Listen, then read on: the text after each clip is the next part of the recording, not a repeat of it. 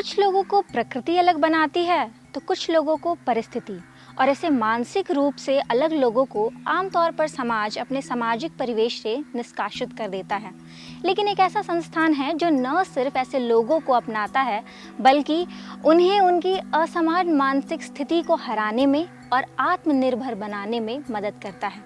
जी हाँ, हम बात कर रहे हैं भारत के प्रमुख मानसिक स्वास्थ्य चिकित्सा संस्थान रिनपास की, जो कि झारखंड की राजधानी रांची के काके में स्थित है।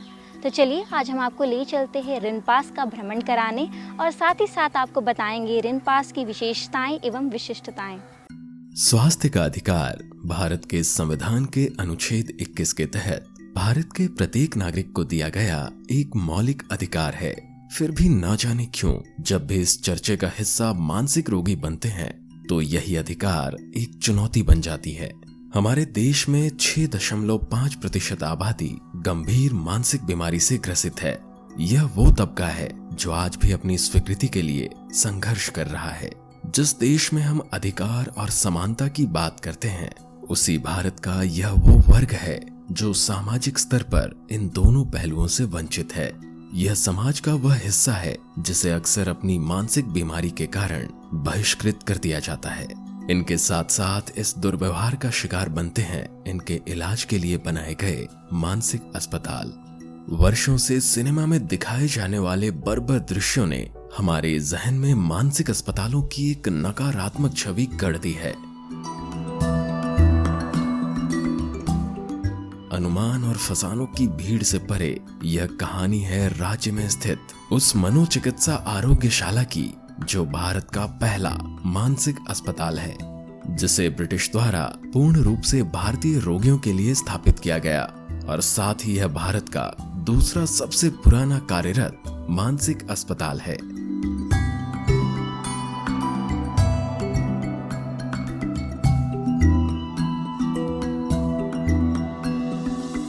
Ranchi institute of neuropsychiatry and allied sciences, जो आज हम रिनपास के नाम से जान रहे हैं, इसका पुराना नाम रांची मानसिक आरोग्यशाला था और भी उसके पहले रांची इंडियन मेंटल हॉस्पिटल के नाम से जाना जाता है।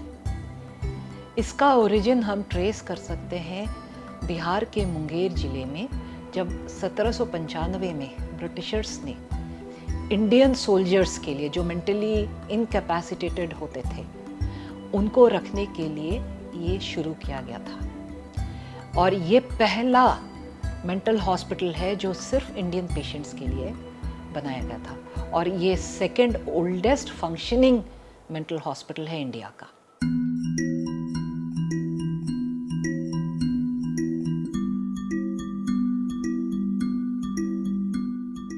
रांची के काके में स्थित यह संस्थान है रिनपास, यानी Ranchi institute of neuropsychiatry and allied sciences. RINPAS की स्थापना एक ऐसे वक्त में की गई जब मानसिक समस्या से जुड़ी जागरूकता न के बराबर थी, लेकिन यहाँ रोगियों के लिए उत्तम प्रबंध और इलाज के लिए इस्तेमाल किए जा रहे उन्नत तकनीकी इसके बढ़ते लोकप्रियता का एक प्रमुख कारण रहा।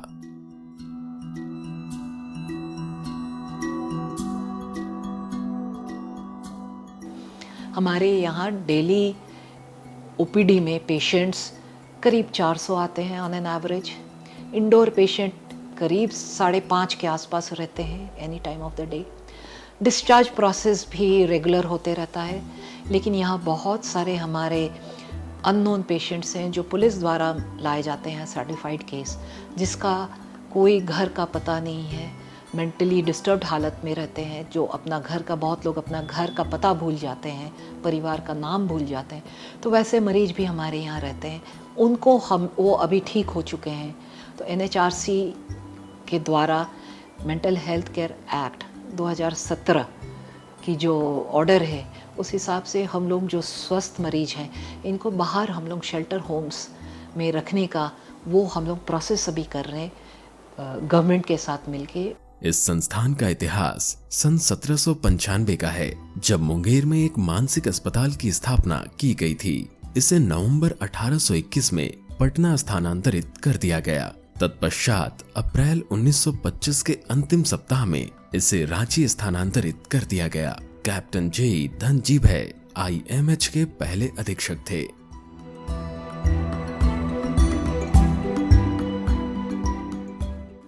The commander in chief of Bengal army governor general of India को बोला कि मुंगेर में वो सुविधा दें, और उसके बाद वहाँ से वो फैसिलिटी शिफ्ट हो गया आपका पटना में इन नवंबर 1821। और ये शहर के बाहर में लोअर रोड में रहता था, जो पटना कॉलेजिएट स्कूल के द्वारा अब वो जाना जाता है। उस समय उस इंस्टीट्यूट का नाम था पटना मेंटल हॉस्पिटल।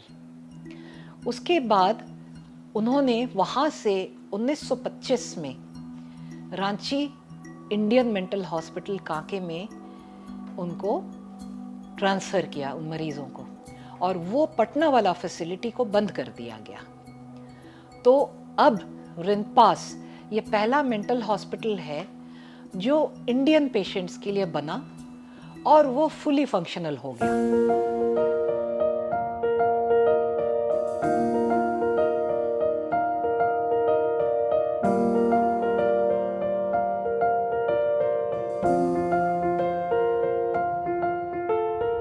आजादी के बाद बिहार सरकार ने 1958 में इस हॉस्पिटल को अपने अधीन कर लिया। इसके बाद इसका नाम बदलकर रांची मानसिक आरोग्यशाला कर दिया गया। उस समय पूर्वी भारत के अधिकांश मानसिक रोगी इलाज के लिए यहीं आते थे। 1992 में यहाँ इलाज के साथ ही रिसर्च टीचिंग वर्क की शुरुआत हुई। 1994 में बिहार सरकार ने RMA को ऑटोनोमस इंस्टीट्यूट का दर्जा दे दिया। यह इस संस्थान के लिए एक बड़ी उपलब्धि थी। मेरे 97 के पहले रिनपास और जो पूर्व में RMA रांची मानसिक आरोग्यशाला के नाम से जाना जाता था, यहाँ पे PSW डिपार्टमेंट एग्जिस्ट नहीं करता था। तो ये 97 के बाद से, मेरे ज्वाइनिंग के बाद से ये डिपार्टमेंट का एग्जिस्टेंस शुरू हुआ। और 2000 में हम लोगों ने यहाँ पे टीचिंग फैसिलिटीज़ स्टार्ट की। जैसे निमहांस और CIP में MPhil कोर्सेज चलते हैं, उसी ये में हम लोगों ने MPhil इन साइकेट्रिक सोशल वर्क में 6 सीट्स और PhD इन साइकेट्रिक सोशल वर्क में 2 सीट्स से इसका शुरुआत किया था।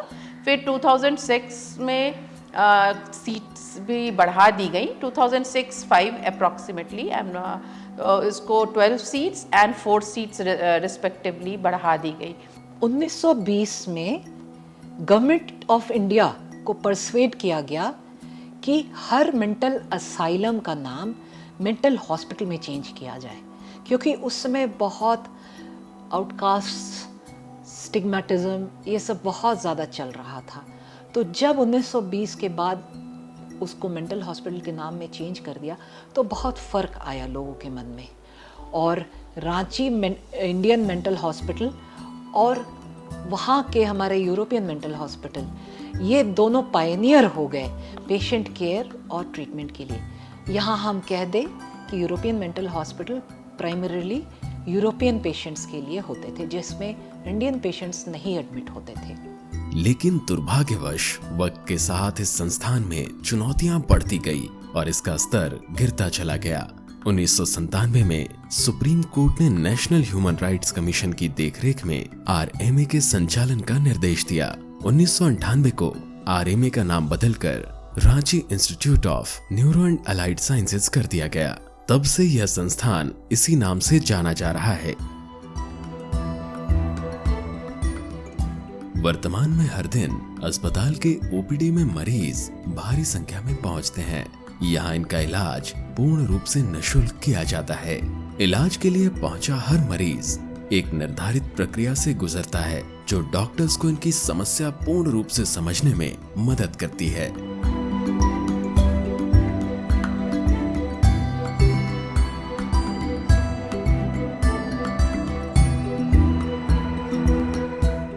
कि जो यहाँ पे हमारे मरीज़ जो आते हैं इलाज कराने के लिए, तो वो चाहे वो बाह्यरोग्य सेवा ले रहे हों, चाहे इन पेशेंट में भर्ती हो रहे हैं, तो वो दोनों सेवाएं मुफ्त होती हैं। सिर्फ 20 रुपये का रजिस्ट्रेशन होता है, चार्जेस है। उसके अलावा मरीज़ का सारा ट्रीटमेंट जो है, दवा है, और अगर भर्ती हो रहे हैं तो उनका रख रखाव, खाना पीना, सारा चीज़ जो है सरकार की तरफ से इसका निर्वहन दिया जाता है। तो ये पूरा फ्री ऑफ कॉस्ट इनका इलाज होता है।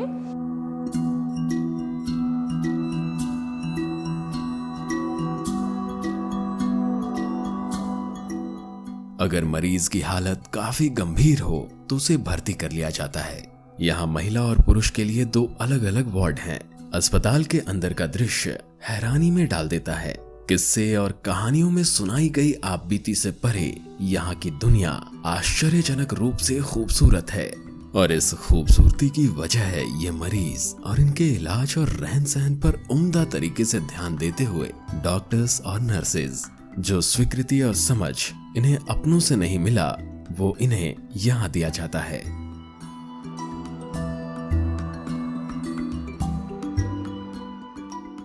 हमारे हॉस्पिटल में 12 वार्ड और एक ओपीडी है, जिसमें करीब 550 मरीज भर्ती हैं। उन 550 मरीजों का ख्याल रखना मेरा एक बहुत बड़ा जिम्मेदारी है। हर एक मरीज का खाना, कपड़ा, मेडिसिन ठीक से मिल रहा है कि नहीं मिल रहा है, इसके बारे में मुझे जानकारी रहनी चाहिए कि मैं कौन सा मरीज कौन सा बीमारी से गुजर रहा है, उसका ट्रीटमेंट क्या चल रहा है, उसको कब इमरजेंसी की ज़रूरत पड़ रही है, उसके पास मेडिसिन है या नहीं, खाना है या नहीं, सारी चीज़ की जानकारी मुझे होनी चाहिए।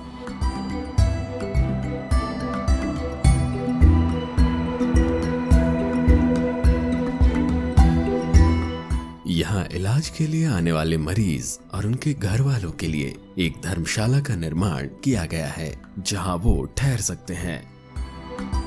साथ ही मरीजों के स्वास्थ्य के साथ साथ अगर वह किसी कानूनी मुद्दे से संघर्ष कर रहे हैं तो उसके लिए लीगल एड सर्विस की सुविधा भी उपलब्ध है।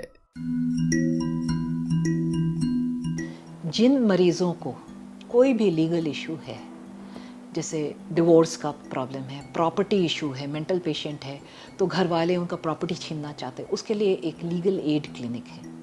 वहाँ पे हम उनको इसके लिए हम लोग हेल्प देते हैं।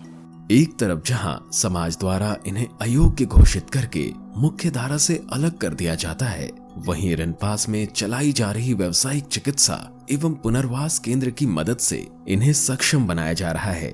और साथ ही यह एक प्रयास है इन्हें एक बार फिर मुख्य धारा से जोड़ने का।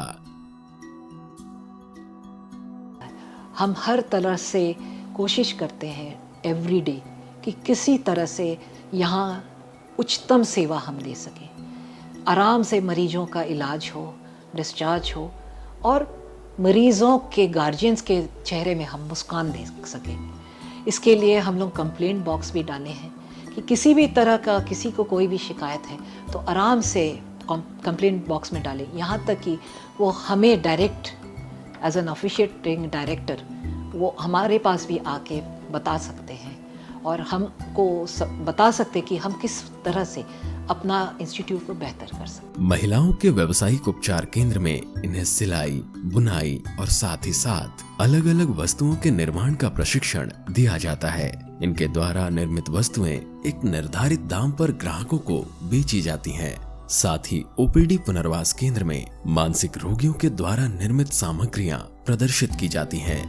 इस केंद्र में महिलाएं न केवल अपना हुनर निखार रही हैं, बल्कि ये उनके कमाई का भी मुख्य जरिया है।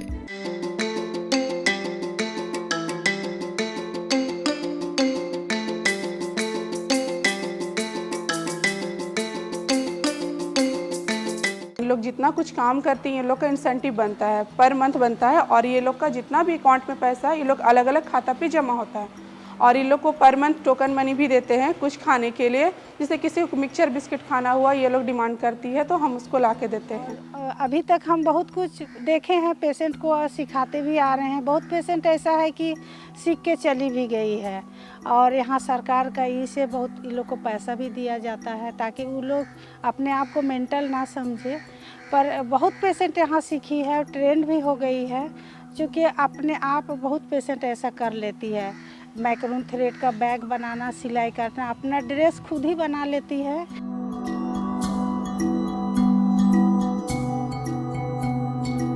ये हम देखे हैं कि बहुत बिगड़े पेशेंट जल्दी ठीक भी हो जाते हैं, क्योंकि उसका मन तो यहाँ लगा रहता है ना, तो इसलिए ठीक भी हो जाते हैं। कि काम में मन लगा हुआ है, टाइम से आना, प्रेयर करना, फिर यहाँ सीखना, टाइम से जाना, ये सब करने में उसका भी मन वो जल्दी ही हो जाते हैं। तो ऐसा वो सीख भी लेते हैं और हमेशा मन लगा के काम भी करते रहते हैं। महिला वार्ड की भांति पुरुष वार्ड में भी मरीजों को काफी अलग अलग प्रशिक्षण दिया जाता है। इनमें मुख्य रूप से शामिल है बुनाई शाखा, कंप्यूटर प्रशिक्षण शाखा, बढ़ई शाखा, सीमेंट गमला शाखा, बेकरी शाखा, सब्जी उत्पादन प्रशिक्षण केंद्र एवं प्रेस शाखा।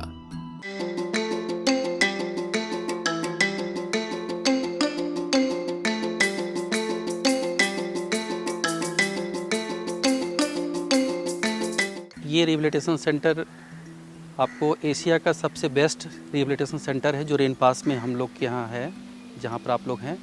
और यहाँ पर हम लोग अपने पेशेंट को, अपने जो मानसिक रोगी हैं, उनके लिए डिफरेंट स्किल्स हम लोग सिखाने का कार्य कर रहे हैं।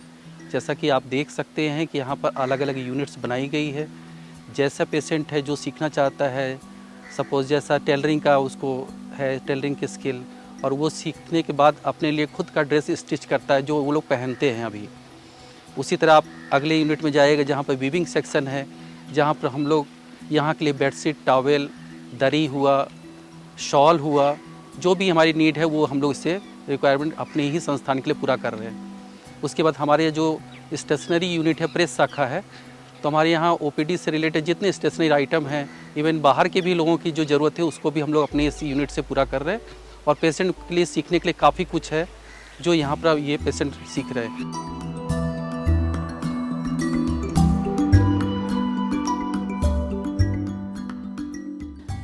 ऑक्यूपेशनल थेरेपी वो मेन एंकर था ट्रीटमेंट का। तो एक तरह से मरीजों का मन को अपनी बीमारी से हटाने के लिए और उनको एंगेज रखने के लिए ओटी में विभिन्न प्रकार की वीविंग, एम्ब्रॉयडरी, फिर कारपेंट्री, उसके बाद टेलरिंग, कॉबलिंग, मैट्रेस पिलो मेकिंग, ठीक, उसके बाद बैम्बू वर्क, केन वर्क, ये सारे होते थे।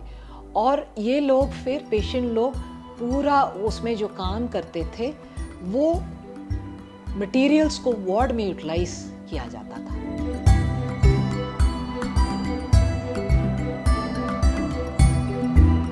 एक बात जो इस संस्थान को बड़ा खास बनाती है वो है इसके द्वारा किए गए विभिन्न वैसे प्रयास जिसके जरिए मौजूदा हर कार्यों में मरीज की भागीदारी बढ़ाई जा सके।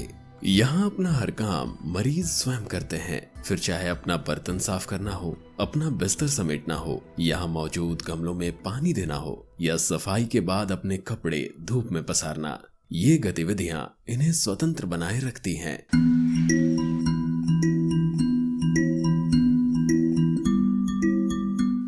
यहाँ के पाकशाला में प्रतिदिन एक से बढ़ के एक व्यंजन इन मरीजों के लिए बनाए जाते हैं। यहाँ 7 दिन मिलने वाले खाने की एक सूची तैयार की गई है जो मरीजों के अच्छे स्वास्थ्य को ध्यान में रखकर बनाया गया है। यहाँ उपलब्ध भोजन के एक बड़े हिस्से की पूर्ति यहाँ मौजूद एग्रीकल्चर यूनिट द्वारा किया जाता है। इसके अंतर्गत विभिन्न सब्जियां और फल उगाए जाते हैं। साथ ही मुर्गी पालन, गाय पालन और मत्स्य पालन भी किया जाता है। समय समय पर यहाँ के मरीजों को भी इन कार्यों में शामिल किया जाता है और उन्हें प्रशिक्षित किया जाता है। यहाँ मरीजों के लिए एक लाइब्रेरी बनाई गई है जहाँ किताबों की लंबी फहरिस्त में से मरीज अपनी पसंदीदा पुस्तक का चुनाव कर उसे पढ़ सकते हैं। यहाँ पर एक लाइब्रेरी भी है जो पेशेंट और स्टूडेंट्स दोनों के लिए है, जिसका 2 डिवीज़न किया हुआ है।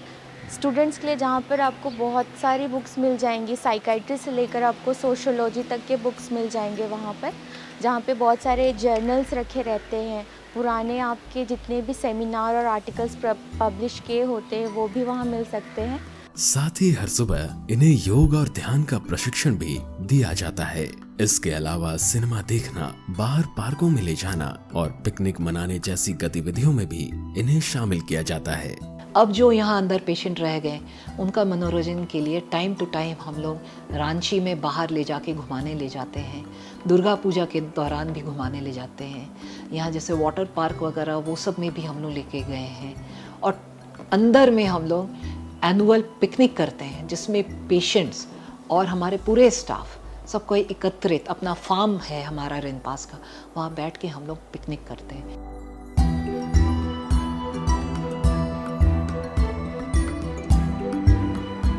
जिस सकारात्मक वातावरण में इन्हें रखा जाता है वह इनके स्वस्थ होने में अहम भूमिका निभाती है। जब यह पूरी तरह ठीक हो जाते हैं तब इन्हें कुछ दिनों तक हाफवे होम में रखा जाता है, जहां इन्हें मुख्य धारा से जुड़कर अच्छी तरह जीवन यापन करने का सुझाव और प्रशिक्षण दिया जाता है। हम लोग का सबसे पहले काम है, सबसे पहले हम लोग सुबह 7 बजे आते हैं, हम लोग पेशेंट को देखते हैं, उनको चेक करते हैं, सारे पेशेंट की कंडीशन कैसी है, सबकी मतलब जितना भी रात भर ठीक से अच्छा से सोए कि नहीं सोए और जो भी है उनकी दिक्कत उनको सुनते हैं। उसके बाद जो पेशेंट का नाश्ते का समय आता है उनको हम लोग ऑब्जर्व करते हैं, अटेंडेंट द्वारा जो बैठाते हैं सबको साथ में हम लोग उनको ऑब्जर्व करते हैं और जो भी उनका नाश्ता आता है उनको हम लोग साथ बैठ के खिलाते हैं, हम लोग भी साथ में रहते हैं। और उसके बाद उसके 10 बजे तक उनका मेडिसिन का टाइम हो जाता है, उसके बाद हम लोग उनको दवा देते हैं और जिनका कंडीशन थोड़ा ख़राब रहता है उनको डॉक्टर को बुला के उनको ट्रीटमेंट करते हैं। इन मरीजों की हर गतिविधियों पर अस्पताल में मौजूद स्टाफ की पैनी नजर होती है। ये उनकी समस्याओं को बड़े ध्यान से सुनते हैं और साथ ही उसके हल के लिए पूरी तत्परता के साथ काम करते हैं। इस संस्थान में मरीजों के लिए एक सर्वधर्म स्थल निर्मित किया गया है, जहां हर धर्मों को बराबर स्थान मिला है, जो इन्हें धर्म निरपेक्षता का पाठ पढ़ाता है। समय समय पर इस स्थल में इनके लिए अलग अलग तरह के महोत्सव का आयोजन भी किया जाता है।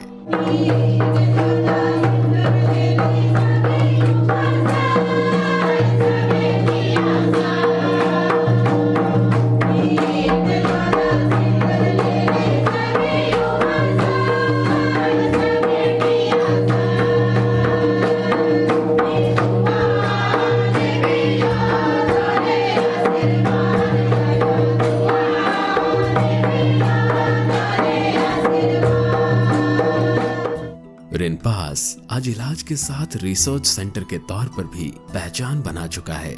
इस संस्थान का अपना कॉलेज भी है जहां स्टूडेंट्स पढ़ाई करते हैं। यहाँ कुल 4 विभाग हैं, जिनमें psychiatry, clinical psychology, psychiatric social work और साइकेट्रिक नर्सिंग की पढ़ाई कराई जाती है। इनकी एक लाइब्रेरी है जहां 19,000 से अधिक पुस्तक और 5,000 से अधिक जर्नल्स मौजूद हैं। तो डिपार्टमेंट ऑफ क्लिनिकल साइकोलॉजी में हम लोग रेनपास में कोर्सेज रन करते हैं, एमफिल कोर्स और पीएचडी कोर्स। तो हम लोगों ने कोर्स सन 2000 में शुरू किया। एमफिल इन क्लिनिकल साइकोलॉजी में अभी 12 सीट है और पीएचडी इन क्लिनिकल साइकोलॉजी में 4 सीट है। साथ ही साथ रिसर्च भी एक मेन एरिया होता है फोकस का। तो रिसर्च में जैसे एमफिल के स्टूडेंट, पीएचडी के स्टूडेंट तो as a part of their curriculum वो भी करते हैं रिसर्च, उसके साथ अलग से भी हम डिफरेंट एस्पेक्ट पर रिसर्च करते हैं।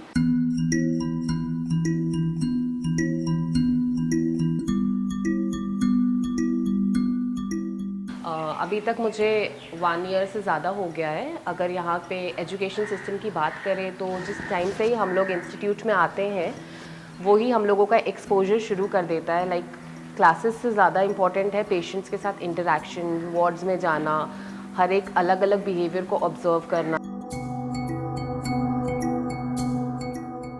और मेरा जो पीएचडी का टॉपिक है वो मैं ट्रांसजेंडर्स पे कर रही हूँ। उनकी क्या सोच समझ है मानसिक रोगों के बारे या मेंटल हेल्थ के बारे या मेंटल हेल्थ सर्विसेज के बारे, उस पे ये मेरा रिसर्च है। ये मेरा इंटरेस्ट एरिया रहा है। जब मैं अपने गाइड से डिस्कस भी कर रही थी तो उनका भी ये सजेशन था। रेनपास में मनोरोगियों के इलाज के साथ ही यहाँ अन्य स्वास्थ्य संबंधित समस्याओं का इलाज भी किया जाता है। इनमें मुख्य रूप से जो सेवाएं वर्तमान में उपलब्ध हैं उनमें शामिल है पैथोलॉजी, नेत्र विज्ञान, दंत चिकित्सा, रेडियोलॉजी और फिजियोथेरेपी।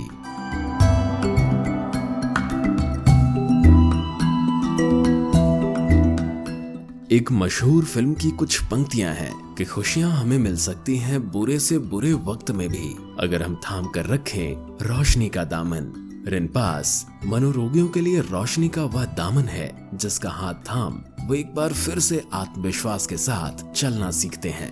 रांची में मौजूद यह संस्थान उन हजारों मरीजों के लिए वह घर है जहां से बहिष्कृत होने का डर इन्हें नहीं सताता। कुछ ही वक्त में रांची में स्थापित इस संस्थान के 100 वर्ष पूरे हो जाएंगे। इन 100 वर्षों में इस संस्थान ने कई कीर्तिमान रचे हैं, साथ ही कई चुनौतियों का सामना भी किया है। यह संस्थान पूर्ण रूप से कमियों से मुक्त नहीं, लेकिन जिस निष्ठा और तत्परता के साथ यहाँ के कार्यकर्ता इन मरीजों की सेवा में लगे हुए हैं और जिस सकारात्मकता के साथ मरीज कदम से कदम मिलाकर इनके साथ मिलकर अपने बेहतर सेहत की तरफ काम कर रहे हैं, यह देख वाकई लगता है कि आने वाले वक्त में यह संस्थान न सिर्फ राज्य में मौजूद मानसिक रोगियों के लिए वरदान साबित होगा, बल्कि इस विषय से जुड़ी जो भ्रांतियां या हिचक आम नागरिक में मौजूद हैं, उसके प्रति जागरूकता फैलाने में भी इसकी अहम भूमिका होगी।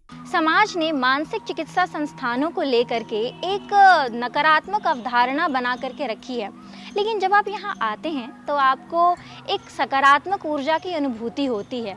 जब आप रिनपास में आएंगे तो आप देखेंगे कि यहाँ के डॉक्टर्स और स्टाफ किस निष्ठा और लगन के साथ यहाँ के मनोरोगियों का इलाज करते हैं, वह ख्याल रखते हैं और यहाँ के रोगियों को प्राकृतिक परिवेश में रखा जाता है।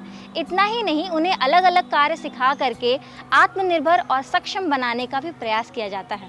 हालांकि हमारे झारखंड में एक ऐसा संस्थान तो है, लेकिन हमारे भारत को ऐसे और संस्थानों की आवश्यकता है और उम्मीद है कि आने वाले दिनों में ऐसे कई सारे संस्थान बनेंगे जो कि मनोरोगियों के लिए वरदान के समान होंगे।